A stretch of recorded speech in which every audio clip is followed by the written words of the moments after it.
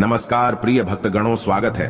आज हम आपको भगवान शंकर की बड़ी ही अद्भुत कहानी सुनाने जा रहा हूँ। एक बार भगवान भोलेनाथ पृथ्वी लोक पर भ्रमण के लिए गए तो उन्होंने एक युवा को देखा।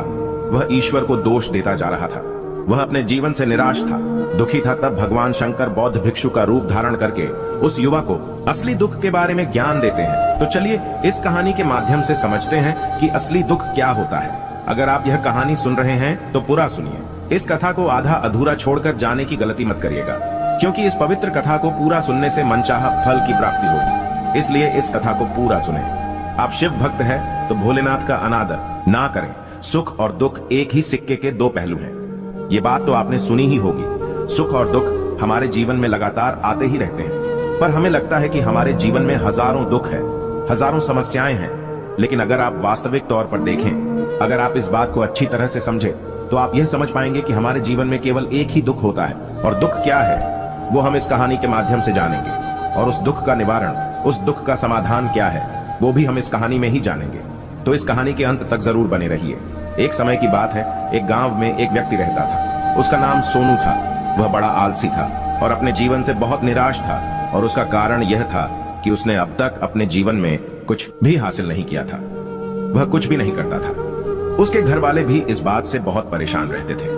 वे चाहते थे कि वे बाहर जाकर कुछ अच्छा काम करें, कोई अच्छी नौकरी करें, लेकिन वह उनकी एक नहीं सुनता था। उसके घर वाले दूसरों का उदाहरण देकर उसे ताने मारते थे, उसे तरह तरह की बातें कहते थे, लेकिन उसे कोई फर्क नहीं पड़ता था। जबकि उसके सारे मित्र कामयाब हो चुके थे। कोई अच्छा व्यापार कर रहा था तो कोई अच्छी नौकरी कर रहा था, जिस कारण जब भी वो लोग मिलते तो वे लोग अपनी बढ़ चढ़कर बड़ाई किया करते। लेकिन सोनू कुछ नहीं करता था, जिस कारण जब भी कोई उससे पूछता कि तुम क्या कर रहे हो तो वह कुछ नहीं कह पाता। उसे यह कहने में बहुत शर्म महसूस होती थी कि वह कुछ नहीं करता। वो हमेशा सबसे केवल एक ही बात कहता था कि मैं कोशिश कर रहा हूँ, लेकिन उसकी कोशिशों का कोई भी फल किसी को नजर नहीं आ रहा था। देखते ही देखते अब ऐसा समय आ चुका था कि सोनू सभी से मुंह छिपाता फिरता, ताकि कोई उसे कोई यह न पूछ ले कि तुम क्या करते हो, जिस कारण वो कभी किसी के सामने भी नहीं आता था। धीरे धीरे उसका मन दुखी होने लगा था। वह बहुत निराश रहने लगा था। उसे अब ऐसा प्रतीत होता था मानो वह इस धरती पर बोझ है, जिस कारण वो अपने आप को बहुत अकेला महसूस करता, बहुत तन्हा महसूस करता। एक दिन तो उसके मन में ये भी विचार उत्पन्न होने लगे कि मेरे हाथों में कुछ नहीं है तो मैं क्या कर सकता हूँ। अकेले बैठकर वह रोता रहा और भगवान को दोष देता रहा। एक दिन छुपता छुपाता वह घर से निकलकर कहीं जा रहा था। तभी उसने रास्ते में देखा कि एक बौद्ध भिक्षु लोगों को प्रवचन दे रहे हैं और प्रवचन में वह दुख की बातें कर रहे हैं। सोनू कुछ देर के लिए अपना मुंह छुपाकर वहीं पर खड़ा हो गया, ताकि कोई उसे देख ना ले, और चुपचाप वह उन भिक्षुओं की बातें सुन रहा था। बौद्ध भिक्षु सभी को प्रवचन में कह रहे थे कि दुख हमारा सबसे बड़ा साथी है। हमें दुख अपने जीवन के बारे में समझता है और हमें सही जीने का तरीका बताता है। यह हमारे गुरु की तरह है, जिससे हमें सीखना चाहिए। आप चाहे तो अपने जीवन में अपने दुखों को अपना गुरु बना सकते हैं और उससे सीख सकते हैं, या फिर आप चाहे तो अपने दुखों पर बैठकर रो सकते हैं, लेकिन इससे आपको कोई लाभ नहीं मिलेगा, बल्कि आप दिन व दिन और कमजोर होते जाएंगे, निराश होते जाएंगे। सोनू छुप छुप कर उन बौद्ध भिक्षु की ये सारी बातें सुन रहा था। जैसे ही उपदेश खत्म हुआ तो वह उन बौद्ध भिक्षु के पास पहुंचा। उन्हें प्रणाम करके वह कहता है कि हे महात्मा, अभी आप कुछ देर पहले दुख को गुरु बता रहे थे। तब कह रहे थे कि दुखों से हमें सीखना चाहिए, हमें उन्हें अपना गुरु बनाना चाहिए। लेकिन मैं भी तो अपने दुखों से परेशान हूं, अपने जीवन से परेशान हूं। मैंने अब तक जो दुख झेला है, मुझे तो कभी ऐसा प्रतीत नहीं हुआ कि मेरे दुख मुझे कुछ सिखा रहे हैं, बल्कि मुझे तो हमेशा यही लगता है वो मुझे पीड़ा दे रहे हैं, तकलीफ दे रहे हैं। पर दुख की पीड़ा बहुत भयंकर होती है। ऐसा लगता है अब इसके बाद हमारा जीवन समाप्त हो जाएगा, इसके बाद हमें कुछ नहीं मिलने वाला, और यहाँ तक कि हमें मृत्यु भी उसके सामने कम लगती है। जब लोग ताने मारते हैं, जब लोग ये कहते हैं कि तुम क्या कर रहे हो, तो मन को बहुत ठेस पहुंचती है और मैं उनसे कुछ नहीं कह पाता। सोनू की ये सारी बातें सुनकर वो बौद्ध भिक्षुक सोनू से कहते हैं, बेटा तुम्हें क्या दुख है और तुम दुख के बारे में ऐसी बातें क्यों कर रहे हो। सोनू ने अपने ऊपर बीते हुए सारी बातें उन बौद्ध भिक्षुओं को बता दी और कहने लगा, हे महात्मा, क्या आपके पास मेरे दुख का कोई समाधान है। सोनू की यह बात सुनकर वो बौद्ध भिक्षु मुस्कुराने लगे और सोनू से कहते हैं, बेटा जब तुम्हारे जीवन में कोई असली दुख आए तब तुम मेरे पास आना, मैं इसका समाधान तुम्हें अवश्य बताऊंगा। उन बौद्ध भिक्षु की यह बात सुनकर सोनू थोड़ा सा अचरज में पड़ गया। उसे यह समझ नहीं आ रहा था कि क्या उसने अब तक जो दुख झेला है वह असली दुख नहीं है। उसने जो अब तक पीड़ाएं सहे हैं, जो ताने सहे हैं, जो तकलीफें उठाए हैं, क्या वह असली दुख नहीं है। आगे वह मन ही मन अपने आप से कहता है कि जब मुझे मेरे अपने समझ नहीं पाए तो ये बौद्ध भिक्षु मुझे क्या समझेंगे। इतना सोचकर वह वहां से चला गया। सभी लोगों के ताने सुन सुनकर सोनू बहुत थक चुका था, साथ में बहुत निराश हो चुका था, जिस कारण उसने निर्णय लिया कि वह अब कुछ करके दिखाएगा। उसने अपने पिता से थोड़ा सा रुपया लिया और उस रुपयों से उसने एक व्यापार शुरू किया। उसके पिता बहुत खुश थे कि कम से कम मेरा बेटा कुछ करने का प्रयास तो कर रहा है, लेकिन उसे व्यापार में कोई सफलता नहीं मिल रही थी, जिस कारण वो बहुत ही हताश हो चुका था। वह बहुत निराश हो चुका था। उसे यह समझ नहीं आ रहा था कि वह क्या करे, किस तरह से अपने व्यापार को आगे बढ़ाएं। तभी उसके पिता ने उससे कहा, बेटा कोई बात नहीं, इसी तरह से प्रयास करते रहो, आज नहीं तो कल सफलता अवश्य मिलेगी। सोनू ने अपने पिता की बात मानी और अपने व्यापार में और भी कड़ी मेहनत करने लगा। धीरे धीरे उसे सफलता मिलने लगी और फिर उसने रफ्तार पकड़ ली। देखते ही देखते केवल 3 सालों के अंदर वह एक बहुत बड़ा व्यापारी बन गया। अब उसके पास धन दौलत की कोई कमी नहीं थी। लोग जो उसे पहले नापसंद किया करते थे, अब उसे पसंद करते थे, उसकी चिंता करते थे, उसकी कार्यों की सराहना करते थे। उसके माता पिता भी अपने बेटे से बहुत खुश थे और उसकी सफलता से वे अत्यंत प्रसन्न थे। धीरे धीरे सोनू के मित्रों की संख्या लगातार बढ़ती जा रही थी। सोनू के कुछ मित्रों ने उसे यह भी सलाह दी कि उसे अपना व्यापार और तेजी से बढ़ना चाहिए, उसे और फैलाना चाहिए। जब तुम आज केवल इस नगर के सबसे बड़े व्यापारी हो तब तुम इतना खुश हो, तुम्हारे साथ ये सारे लोग हैं। वहीं पर तुम सोचो कि जब तुम इस राज्य के सबसे बड़े व्यापारी बन जाओगे तब तुम्हारे यहाँ पर लोगों की भीड़ लग जाएगी, लोग तुमसे मिलने के लिए समय निकालेंगे, यहाँ तक कि इस राज्य का राजा भी तुमसे मिलना चाहेगा, तुम्हारी तारीफ करेगा, और यदि कभी ऐसी जरूरत आन पड़ी तो वह तुमसे धन भी उधार लेने के लिए अवश्य आएगा। सोनू को अपने दोस्त की यह बात बहुत पसंद आई। सोनू ने सोचा कि मेरे मित्र सही कह रहे हैं, मुझे अपने व्यापार को और बड़ा करना चाहिए और फैलाना चाहिए, तभी तो हर कोई मेरे बारे में जान सकेगा, हर कोई मुझे पहचानेगा। उसने बिना देरी किए, अपने समय को बिना गंवाए अपने व्यापार में और मेहनत करने लगा। लेकिन अब की बार उसके मन में धैर्य नहीं था, जिस कारण उसने कुछ अनुचित कदम उठाए ताकि उसका व्यापार जल्दी से जल्दी और बड़ा हो जाए। उसने कई लोगों से अधिक मात्रा में धन उधार ले लिया, जिससे उसके ऊपर अब काफी रन हो चुका था। और इतना ही नहीं, वो यहाँ पर नहीं रुका, उसने अधिक से अधिक मुनाफा कमाने के चक्कर में अपने माल की गुणवत्ता को भी खराब कर दिया, जिससे अब उसके माल में वह बात नहीं रह गई थी जो पहले हुआ करती थी। लेकिन वह अपने मित्रों की बात सुनता रहा, जैसा उसके मित्र कहते थे वह वैसा ही करता चला जा रहा था। यहाँ तक कि उसने अपने व्यापार को और तीव्रता से बढ़ाने के लिए अपने दूसरे छोटे व्यापारियों के खिलाफ षड्यंत्र भी रचने शुरू कर दिया, जिस कारण उसके मन में अब पहले जैसा वह सुकून नहीं था। उसे अब रातों को नींद नहीं आती थी, वह केवल एक ही विचार में लगा रहता था कि किस तरह से उसका व्यापार पूरे राज्य में फैल जाएगा और वह इस राज्य का सबसे बड़ा व्यापारी बन जाएगा, जिस कारण वह दिन रात केवल इसी मेहनत में लगा रहता कि उसका व्यापार जल्दी से जल्दी और बड़ा हो जाए। हालांकि उसके पास अब सब कुछ था, धन दौलत अच्छा, घर गाड़ियां, नौकर चाकर, सभी सुख सुविधाएं, लेकिन उसके बावजूद भी वह उन चीजों का लाभ नहीं उठा पा रहा था, क्योंकि उसका पूरा ध्यान केवल अपने व्यापार को और उन्नति पर ले जाना था। एक दिन सोनू अपने रथ पर बैठकर एक मार्ग से होकर गुजर रहा था। तभी रास्ते में उन्होंने गुरुवर का आश्रम दिखा। ये देखकर वह उन बौद्ध भिक्षु के पास गया और बौद्ध भिक्षु से कहने लगा, हे महात्मा, आपने कहा था कि जब मेरे जीवन में कोई असली दुख आए तब मैं आपके पास आऊं, इस कारण मैं यहाँ पर आया हूँ। आज मैं बहुत दुखी हूँ, मैं रातों को सो नहीं पाता हूँ, मेरे पास सब कुछ होते हुए भी मैं उनका लुत्फ नहीं उठा पाता। उसने अपनी सारी बातें एक एक करके उन बौद्ध भिक्षुओं को बता दी। तभी वह बौद्ध भिक्षु सोनू से कहते हैं, बेटा जब तुम पहली बार आए थे तब भी तुम बहुत दुखी थे, लेकिन तब तुमने अपने दुख से क्या सीखा था? इसके जवाब में सोनू उन बौद्ध भिक्षुओं से कहता है, हे महात्मा, जब मैं अपने जीवन में कुछ नहीं कर पा रहा था तब मैंने अपने दुखों से यह सीखा था कि केवल सोचने मात्र से कुछ नहीं होगा, उसके लिए हमें कुछ करना भी पड़ेगा, और केवल कोई कर्म करना ही हमें सफल नहीं बनाता, बल्कि उस कर्म को उसके अंजाम तक पहुंचाना हमें सफल बनाता है। फिर चाहे रास्ता कैसा भी हो, फिर चाहे परिस्थितियां कैसे भी क्यों ना हो, फिर चाहे कितनी ही बाधाएं आपके रास्ते में क्यों ना आ जाए, चाहे ऐसा क्यों ना लगने लगे कि अब आपके जीवन में कुछ नहीं बचा और आप कुछ नहीं कर सकते, तब भी हौसला बनाए रखो, उम्मीद न छोड़े और अपने कार्यों पर डटे रहे, यह सोचकर कि जब तक मैं अपने कार्य को सफल नहीं कर लेता, जब तक मैं अपने लक्ष्य तक नहीं पहुंच जाता, तब तक मैं इस कार्य को करता रहूंगा। मैं इस कार्य में अवश्य सफल होकर ही रहूंगा, जबकि बाकी लोग केवल सफल लोगों को महत्व देते हैं, उनके कर्मों को नहीं। सोनू की ये सारी बातें सुनकर वह बौद्ध भिक्षु मुस्कुराने लगे और सोनू से कहते हैं, बेटा जब तुम्हारे जीवन में असली दुख आए तब तुम मेरे पास आना, मैं तुम्हारी समस्या का समाधान अवश्य करूंगा। इतना कहकर वह बौद्ध भिक्षु वहां से उठकर चले गए। सोनू एक बार फिर से उनकी ये बातें सुनकर आश्चर्यचकित रह गया। उसे अब ये समझ नहीं आ रहा था कि क्या उसने जो दुख देखा है, उससे जो तकलीफें अब तक सही हैं, क्या वह असली दुख नहीं है। उसके मन में अब एक सवाल उत्पन्न होने लगा कि असली दुख क्या है और इसकी पहचान क्या है, और मुझे कैसे पता चलेगा कि इस समय में असली दुख मैं हूं। लेकिन उसने कुछ नहीं कहा, पर यह सब सोच ही रहा था कि तभी वह बौद्ध भिक्षु सोनू के पास एक बड़ा घड़ा लेकर पहुंच जाते हैं। उस घड़े के अंदर सोने के सिक्के थे।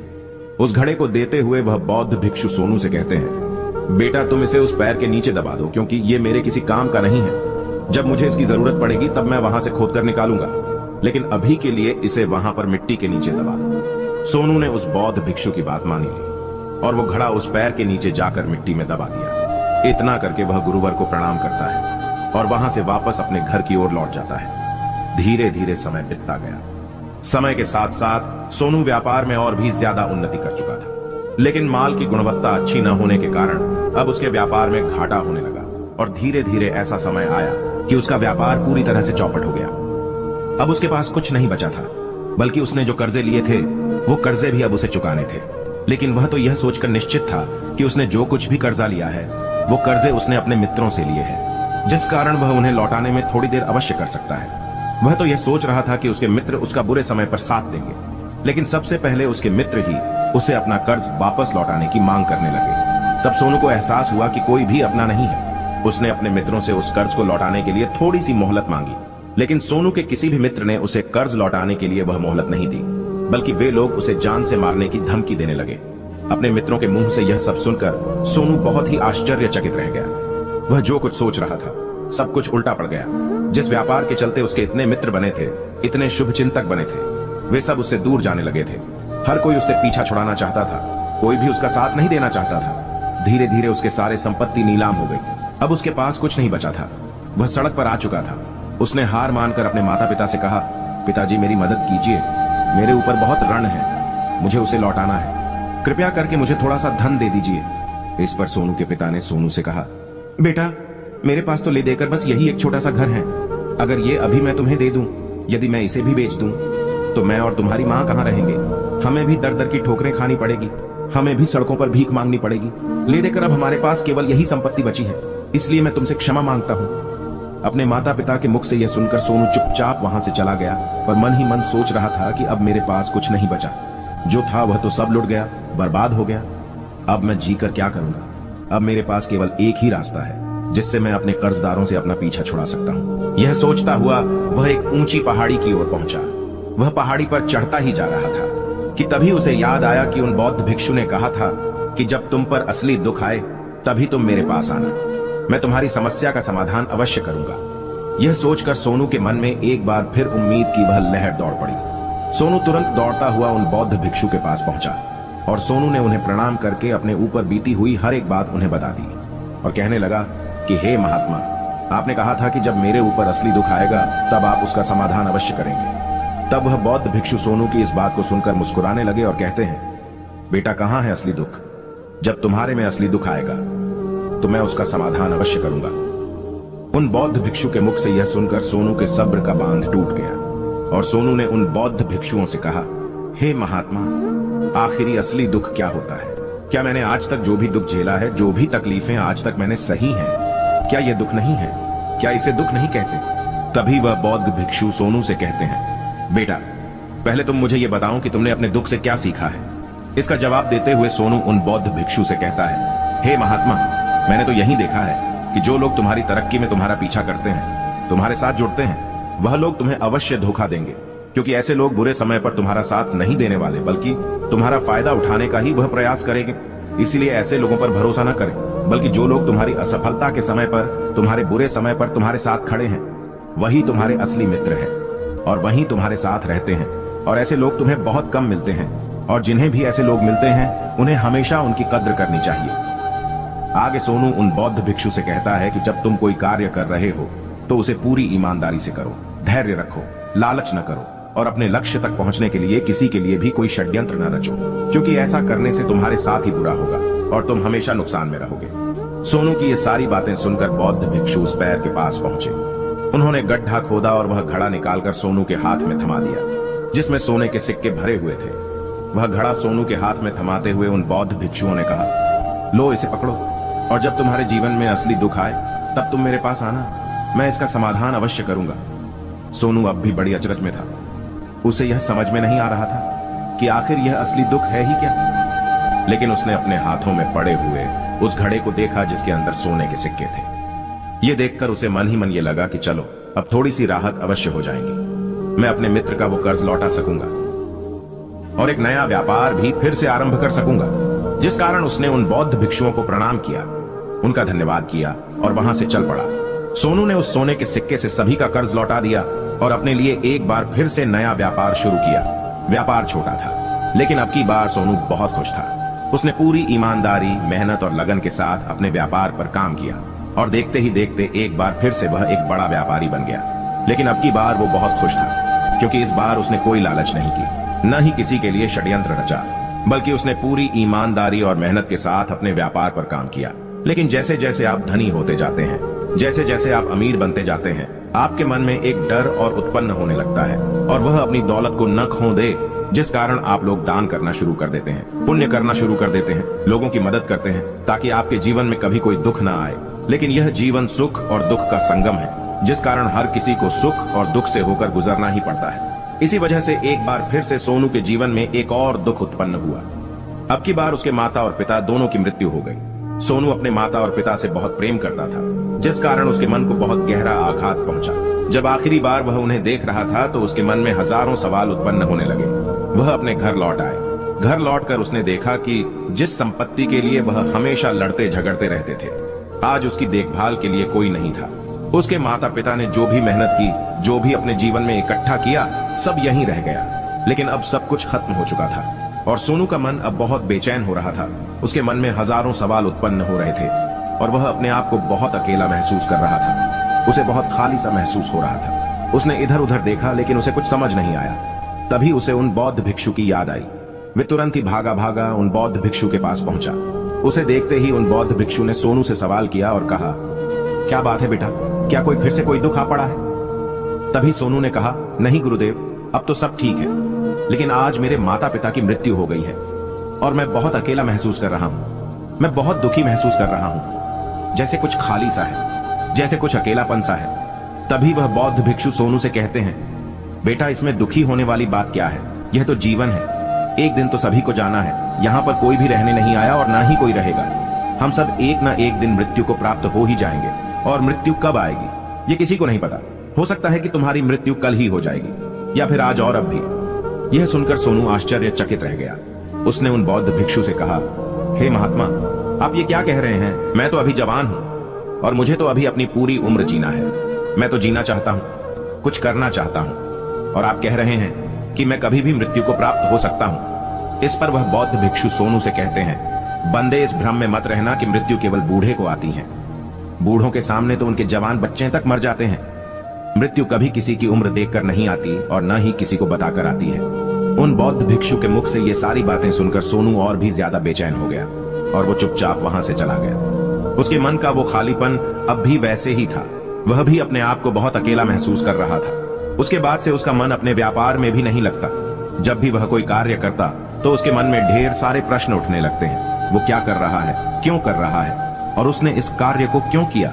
उसके मन में अब एक और प्रश्न उत्पन्न होने लगा था, क्या हम यहाँ पर केवल इसलिए आते हैं कि इस जीवन को भोगे और एक दिन मृत्यु प्राप्त हो जाए? वह यह समझ नहीं पा रहा था कि जीवन का असली मतलब क्या है। उसने कई विद्वानों से पूछा, अपनी तरफ से जो मुमकिन हो सकता था, खोजबीन की, लेकिन उसे कोई भी जवाब नहीं मिल पा रहा था। वीडियो बढ़िया लागी हो तो चैनल को सब्सक्राइब कर ले, क्योंकि हमारी लेटेस्ट अपडेट के लिए बने रहे। और अभी तक हमारे चैनल को सब्सक्राइब नहीं किया है तो कर ले।